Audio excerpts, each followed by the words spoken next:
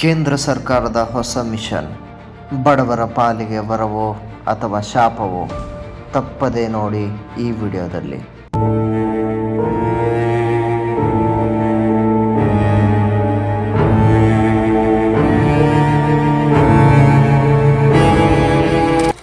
ಎಲ್ಲರಿಗೂ ವಿಚಾರ ಸಾಗರ ಯೂಟ್ಯೂಬ್ ಚಾನಲ್ಗೆ ಹಾರ್ದಿಕ ಸುಸ್ವಾಗತ.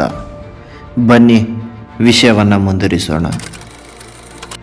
MG ನರೇಗಾ ಅಂತ್ಯವಾಯಿತಾ? ಹೌದು.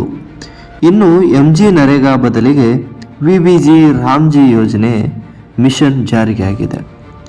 ಈ ಯೋಜನೆಯ ಹೆಸರಿನಿಂದ ಮಹಾತ್ಮ ಗಾಂಧೀಜಿ ಹೆಸರನ್ನು ತೆಗೆದುಹಾಕಲಾಗಿದೆ. ಇದು ಕೇವಲ ಹೆಸರಲ್ಲ, ಕೆಲಸದ ಹಕ್ಕನ್ನು ಕಿತ್ತುಕೊಳ್ಳುವ ಮೊದಲ ಹೆಜ್ಜೆ ಅಂದರೆ ತಪ್ಪಾಗಲಾರದು. ಈ ಯೋಜನೆಯಿಂದ ಹಕ್ಕು ಹೋಗಿ ಈಗ ಕೇವಲ ಮಿಷನ್ ಆಗಿದೆ. ಈ ಮಿಷನ್ನ ಮೂಲಕ 100 ದಿನಗಳ ಕೆಲಸವನ್ನು 125 ದಿನಗಳಿಗೆ ಹೆಚ್ಚಿಸಲಾಗಿದೆ. 100 ದಿನದ ಕೆಲಸವನ್ನೇ ಸರಿಯಾಗಿ ಕೊಡದ ಸರ್ಕಾರ ಇನ್ನು 125 ದಿವಸಗಳ ಕೆಲಸವನ್ನು ಕೊಡಬಹುದೇ?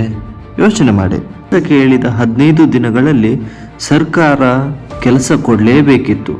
ಈಗ ಕೇಂದ್ರ ಸರ್ಕಾರ ಹಣ ಕೊಟ್ಟರೆ ಮಾತ್ರ ಕೆಲಸ, ಇಲ್ಲದಿದ್ದರೆ ಇಲ್ಲ. ಇದರಿಂದ ನಮ್ಮ ಹಕ್ಕು ಇಲ್ಲದಂತಾಗುತ್ತದೆ.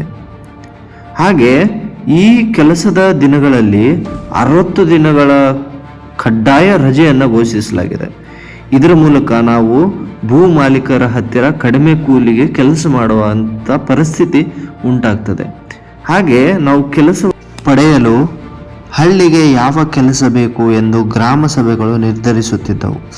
ಆದರೆ ಈಗ ಎಲ್ಲವನ್ನ ದೆಹಲಿಯಿಂದಲೇ ನಿರ್ಧರಿಸಲಾಗುತ್ತದೆ. ನಮ್ಮೂರಿನ ಅಧಿಕಾರ ನಮಗಿಲ್ಲದಂತಾಗುತ್ತದೆ. ಆದರೆ ದುಡಿದ ನಂತರವೂ ಫೇಸ್ ರೀಡಿಂಗ್, ಬಯೋಮೆಟ್ರಿಕ್ ಕಡ್ಡಾಯ ಮಾಡಲಾಗಿದೆ.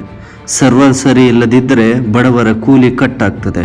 ಈಗಾಗಲೇ 27 ಲಕ್ಷಕ್ಕೂ ಹೆಚ್ಚು ಜನ ಹೆಸರು ಪಟ್ಟಿಯಿಂದ ಮಾಯವಾಗಿದೆ. ಇದು ಸಹ ಒಂದು ಸರ್ವದೋಷವೆಂದು ಪರಿಗಣಿಸಬಹುದು. ಇಂದಿನ ಬೆಲೆ ಏರಿಕೆಗೆ ತಕ್ಕಂತೆ ಕೂಲಿ ಸಹ ಹೆಚ್ಚಿಸಿಲ್ಲ. ಅನೇಕ ರಾಜ್ಯಗಳಲ್ಲಿ ಉದ್ಯೋಗ ಖಾತ್ರಿ ಕೂಲಿ ಹೋಟೆಲ್ ಕೆಲಸದ ಕೂಲಿಗಿಂತಲೂ ಕಡಿಮೆ ಇದೆ. ಇದು ಬಡವರ ಹೊಟ್ಟೆಯ ಮೇಲೆ ಹೊಡೆಯುವ ಕೆಲಸ. ಒಟ್ಟಾರೆಯಾಗಿ VBG ರಾಮ್ಜಿ ಯೋಜನೆ ಮೂಲಕ ಎಲ್ಲ ಬಡವರಿಗೆ 125 ದಿನಗಳು ಕೆಲಸ ದೊರೆಯುವಂತಾಗಲಿ, ಕೆಲಸದ ನಂತರ ಸಂಬಳ ಬರುವಂತಾಗಲಿ ಎಂದು ಮನವಿಯನ್ನು ಮಾಡಿಕೊಳ್ತೇನೆ. ಇದೇ ರೀತಿಯ ವಿಷಯಗಳಿಗಾಗಿ ನೋಡ್ತಾ ಇರಿ Vichara Sagara YouTube channel. Thank you.